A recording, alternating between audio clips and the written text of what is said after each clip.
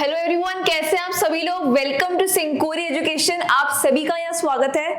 आज हम chapter start करने जा रहे हैं, वो है क्लास 9th का एक चैप्टर है, एक पोएम है जिसका नाम है the road not taken by Robert Frost. It's a very beautiful poem. ठीक है, बहुत ही अच्छी पोएम है। ये पोएम सिर्फ आपकी पढ़ाई में ही नहीं, और ये आपकी ये जो पोएम है आपके नेक्स्ट जो आपके स्टेजेस हैं ऑफ लाइफ उसमें भी बहुत ज्यादा इंपॉर्टेंस जो है रोल प्ले करती है। राइट, तो ये पोएम बहुत ही अच्छी है, तो इसको हम बहुत ही अच्छे से आज एनालाइज करेंगे। ठीक है, फिर हम एंड में इसके पोएटिक डिवाइसेस भी पढ़ेंगे। ठीक है, और इसकी समरी भी हम देखेंगे। Okay, so the road not taken, ये पोएम है किसके बारे में? Okay, The Road Not Taken is written by Robert Frost and it's a very famous poem. Robert Frost की बहुत ही अच्छी और ब्यूटीफुल पोएम में से एक ही पोएम आती है। ठीक है, तो इसका मतलब क्या है? The Road Not Taken का मतलब है, जो इसका पॉइंट ऑफ व्यू है, वो कहने का मतलब है it's all about the choices we make in our life. It's about choices in our life. ठीक है, और जो हम choices लेते हैं उसके बेसिस पे हमारा डिसाइड होता है हमारा फ्यूचर। क्या डिसाइड होता है? हमारा फ्यूचर डिसाइड होता है। Right, so it's all depend on us कि हम अपनी लाइफ में कैसी चॉइसेस लेते हैं। ठीक है, और उन चॉइसेस की वजह से ही हम उस मुकाम पर पहुंच पाते हैं, जस्ट बिकॉज आवर चॉइसेस। कई बार हमारी चॉइसेस गलत भी हो जाती है and sometimes they also became right. ठीक है, तो इट्स ऑल डिपेंड कि हम अपनी लाइफ में, हम अपनी आने वाली जिंदगी में भी, ठीक है, हम कैसी चॉइसेस लेते हैं। Let's take you for example. Right, you guys are in class 9th right now. Okay, so अगर हम क्लास 10th की बात करें, आप अभी 9th देंगे फिर 10th देंगे, तो 10th में you have to choose your stream, right, your subject. यार कि आपको पीसीएम लेना है, कि आपको पीसीबी लेना है, कॉमर्स लेना है, आर्ट्स लेना है, कि आपको लेना क्या है। राइट, तो आप जो चॉइस लोगे, ठीक है, उसके बाद आप उसी चॉइस पर आगे बढ़ते चले जाओगे। ठीक है, देन आपकी एक choice led to another and led to another and finally you will became what you want to be in your life. ठीक है, तो ये जो है चॉइसेस की जो ये बात है, ये पोएम में बहुत ही अच्छे से बता रखी है। ठीक है, तो अब हम इस पोएम को स्टार्ट करते हैं। Let's start with a poem, the road not taken. Okay, so before starting let's start about the poet. थोड़ा सा पढ़ लेते हैं हम। ओके, तो रॉबर्ट ली फ्रॉस्ट इनका पूरा नाम है। So he was born in 26 March 1874 till 29 January 1963 and was born in San Francisco. ठीक है, but his family move to Lawrence Massachusetts in 1884 following his father's death.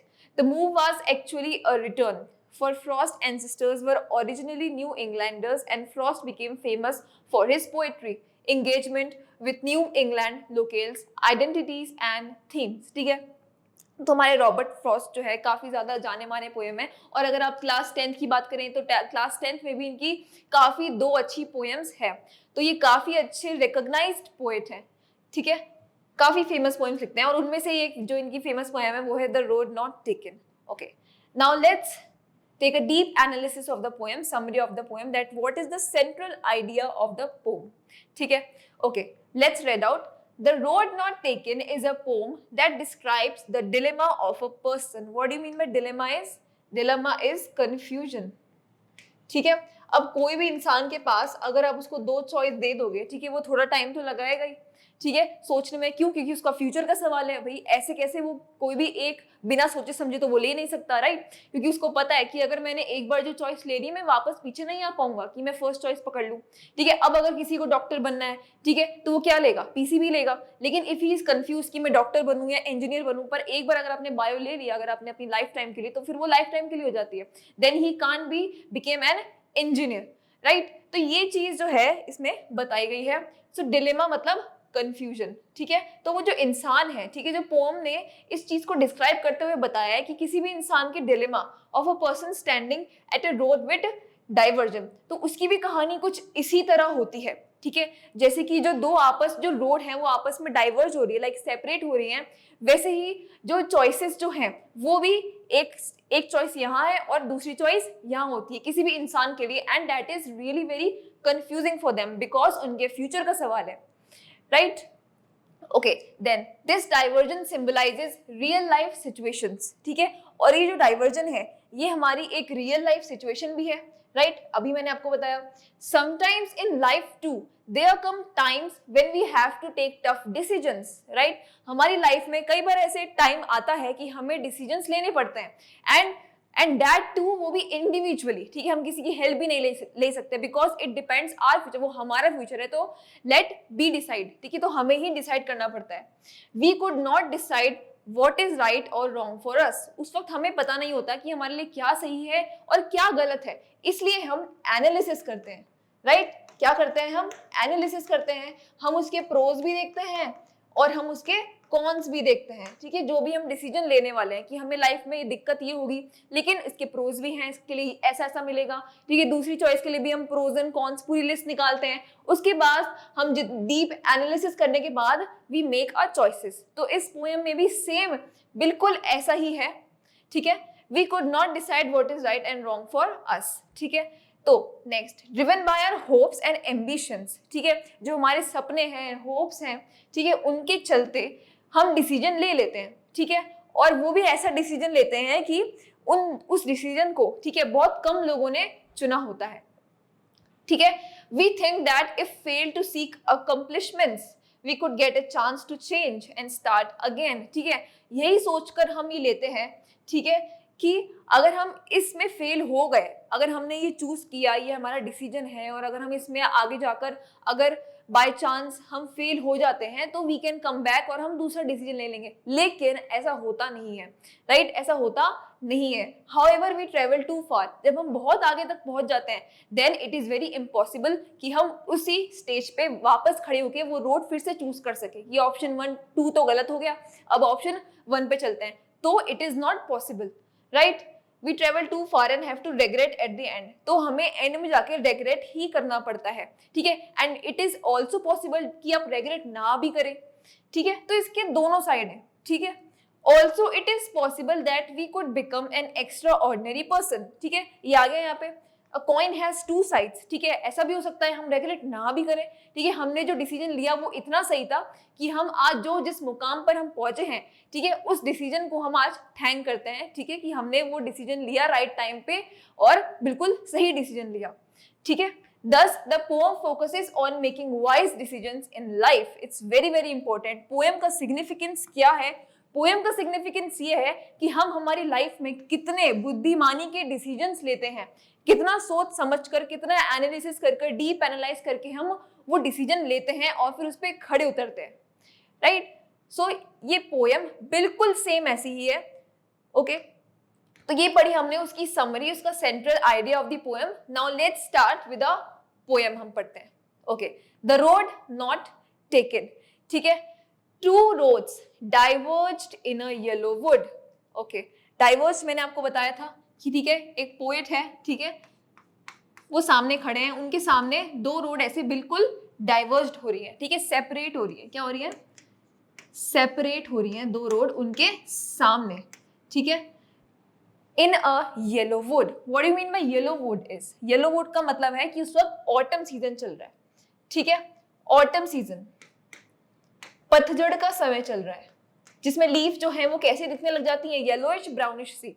इसलिए यहाँ पे येलो वुड को ऑटम सीजन से कंपेयर किया गया, ठीक है and sorry I could not travel both and be one traveller long I stood. और अब पोइट कह रहे हैं कि yes I am really sorry क्योंकि मैं दोनों ही रोड्स को एक साथ ट्रेवल नहीं कर सकता, इट्स वेरी ऑब्वियस कोई भी नहीं कर सकता, ठीक है and be one traveller long I stood, मैं ट्रेवलर तो हूं, ठीक है और मैं वहां पे खड़ा हूं and look down one as far as I could, और मैं वहां पे खड़ा हुआ देख रहा हूं दोनों रोड्स को, जितना दूर तक मेरी नजर है, जितनी भी दूर तक मेरी नजर है मैं वहां पे खड़े दोनों रोड्स को देख रहा हूं, ठीक है to where it bent in the undergrowth.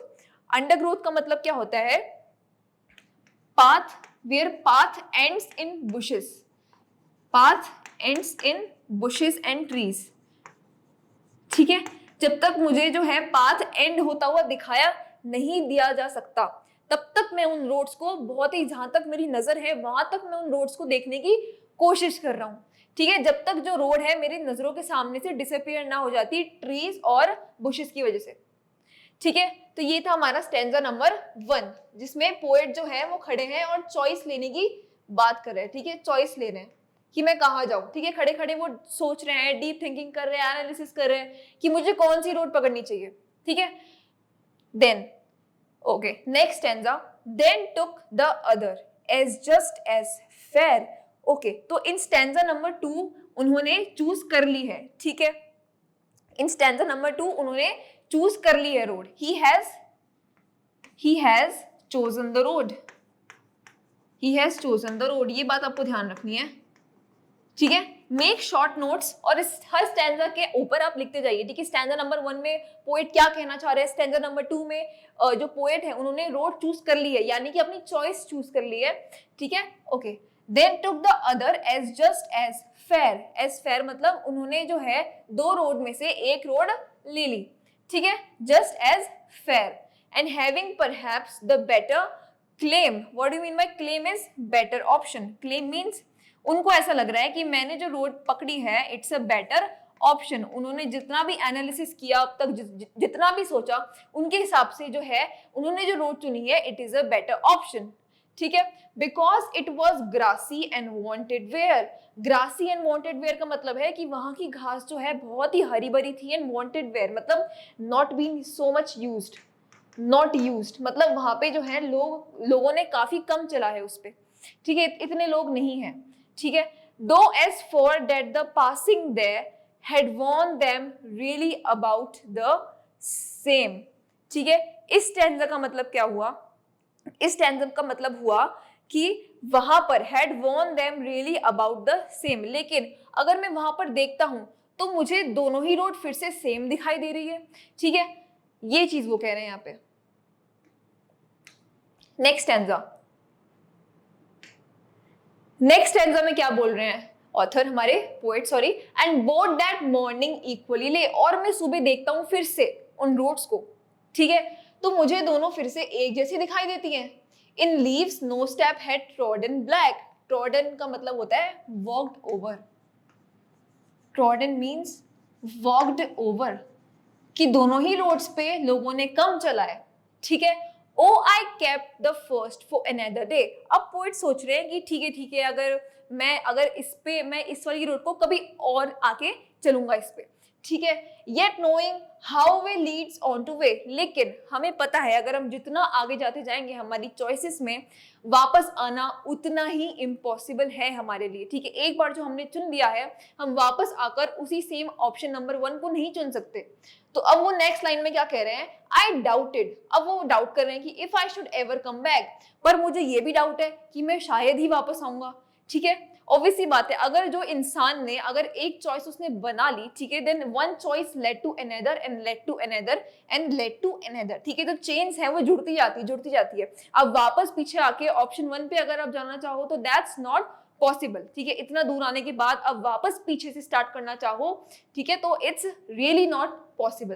तो पोएट भी यहाँ पे यही कह रहे हैं, क्या कह रहे हैं वो, oh I kept the first for another day, ठीक है, मैं फर्स्ट रोड को किसी और दिन चुनूंगा, लेकिन मुझे ये भी पता है कि ठीक है, जिस रोड पे मैं अभी चल रहा हूँ वो बहुत आगे तक जाने वाली है। आई डाउटेड, और अब मुझे डाउट है कि मैं वापस भी शायद आऊंगा, ठीक है। ये था हमारा stanza number 3।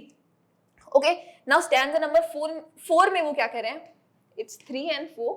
I shall be telling this with a Sai, and now उसने जो हमारे पोएट है उन्होंने जो भी चॉइस ली है, जो चॉइस उन्होंने, जो रोड की चॉइस जो उन्होंने ली अपनी लाइफ से रिलेट करके, ठीक है, तो अब वो कह रहे हैं कि फ्यूचर में I shall be telling this with a sigh, future में मैं सभी को बताऊंगा विद अ साय। साय का मतलब होता है विद अ डीप ब्रेथ,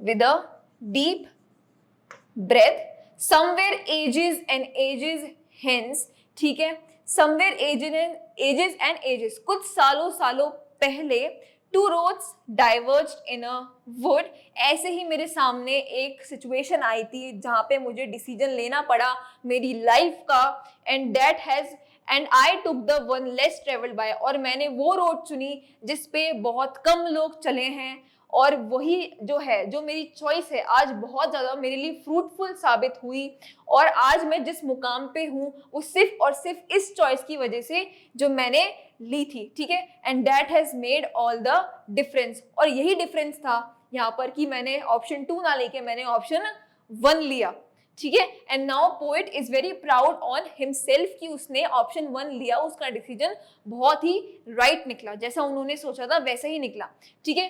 तो ये भी सेम आपकी ही लाइफ की कहानी है, राइट। हम कई बार हम ऐसी लाइफ में हमें टफ डिसीजंस लेने पड़ जाते हैं कि and what's right and what's wrong for us, हमें समझ नहीं आता, but still we have to take a decision, ठीक है। तो इसी के बारे में पोएट ने इस पोम में अच्छे से आपको समझाकर ये चीजें बताई हैं। So it's a very beautiful poem. तो अब भी जब भी आप कभी भी डिसीजन ले अपनी लाइफ में, ठीक है, उसका डीप एनालिसिस करें, उसके प्रोज एंड कॉन्स की लिस्ट निकालें, ठीक है। ये जो पोम है ये हमें बहुत कुछ सिखाती है, हमें हमारी आगे आने वाली लाइफ के लिए भी, ठीक है। सो ये it is written by Robert Frost एंड यहाँ पर हमारी खत्म होती है पोम, ओके। तो अब हम चलते हैं अब पोएटिक डिवाइसेस पे, पोएटिक डिवाइसेस की बात करते हैं। तो स्टैंजा 1 में जो पोएटिक डिवाइसेस यूज हुए हैं वो है, फर्स्ट है हमारा assonance, okay. Assonance is there is a repetition of the O sound in the words roads and yellow. Assonance आपको पता ही है, ठीक है, repetition of the O sound यहाँ पे हुई है in words road and yellow. Next है आपका symbolism, the road is a representation for the journey और द लाइफ चॉइसेस, ठीक है। ये जो पोम है, ठीक है, भले ही यहाँ पे एक 2 रोड्स के बारे में बताई गई है, लेकिन अगर हम देखें हमारी लाइफ से कनेक्ट करें तो ये हमारी लाइफ के डिसीजंस के बारे में है कि नहीं है। तो यहाँ पे it is has been used as a symbol, ठीक है। तो जो हमारी रोड है ये एक यूज की गई है as a symbol for our life choices that we made in a life, ठीक है। द येलो वुड, और यहाँ पे द येलो वुड को भी सिंबलाइज किया गया है, the ripe age at which the poet has to make decision for himself, ठीक है। राइप एज का मतलब होता है यहाँ पे कच्ची उम्र, ठीक है। कॉन्सोनेंस, नेक्स्ट है हमारा consonance, repetition of D sound. Consonance से आपको पता लग रहा है कि इट्स अबाउट कॉन्सोनेंट की जिसमें साउंड आ रही है बार बार, उसके लिए यूज होता है consonance. D sound in the words roads and diverse and wood, sorry, ठीक है। नेक्स्ट है हमारा anaphora. Anaphora is repetition of and the beginning of lines 2, 3 and 4। Metaphor हमारा यूज किया गया है, the word undergrowth stands for the future into which the poet can not see, ठीक है। तो यहाँ पर जो है अंडरग्रोथ, ठीक है, जो मैंने आपको स्टैंजा नंबर 1 का ये है पार्ट है अंडरग्रोथ की, जो पोएट है स्टैंजा नंबर 1 में खड़े हैं और बहुत दूर तक जहाँ पे उनकी फोरसाइट जा रही है वहां तक वो देख पा रहे हैं, लेकिन वो अपना फ्यूचर नहीं देख पा रहे हैं, इसका मतलब ये है, ठीक है। Metaphor, the road is a metaphor for the choices we make in our life, ठीक है। तो रोड यहाँ पर क्या है, the choices we make in our life, it has been used as a metaphor. Stanza number 2 में हम देखते हैं alliteration, repetition of D sound in then and the, and repetition of W sound in wanted and wear, ठीक है।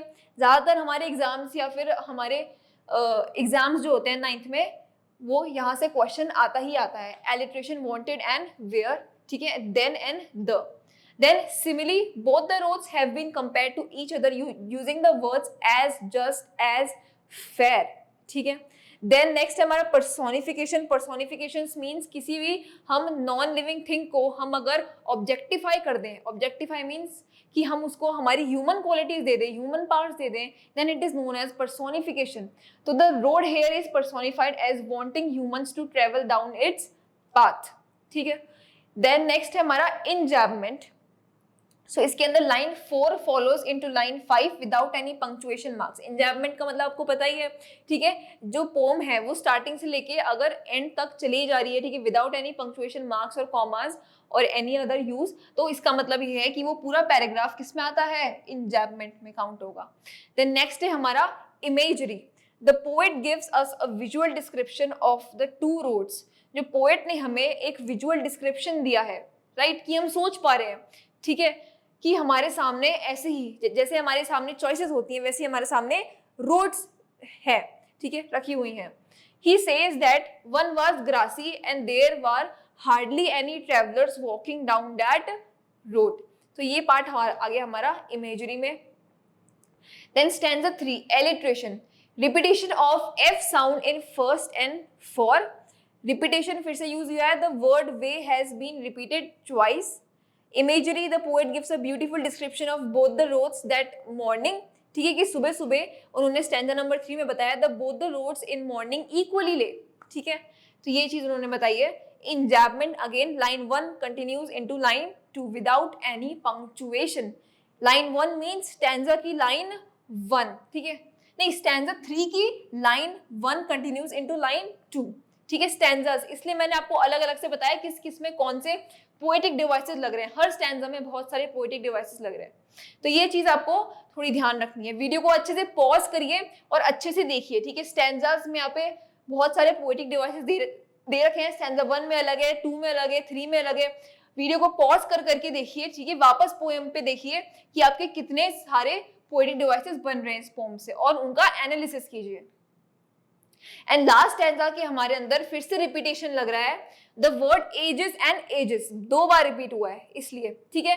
Then assonance लग रहा है, repetition of A sound in ages and ages. Then enjambment stanza 4 में line number 1 continues into line number 2 without any punctuation, ठीक है, तो यहाँ पे इंजैबमेंट लग रहा है फिर से आपका। Then at the end last आपकी जो राइम स्कीम है आपकी पोएम की वो है A B A B C D C C D, ठीक है। तो यहाँ पर हमारा खत्म होता है बहुत ही ब्यूटीफुल और प्यारा सा chapter the road not taken by Robert Frost, ठीक है। देन आज के लिए इतना ही। Thank you everyone.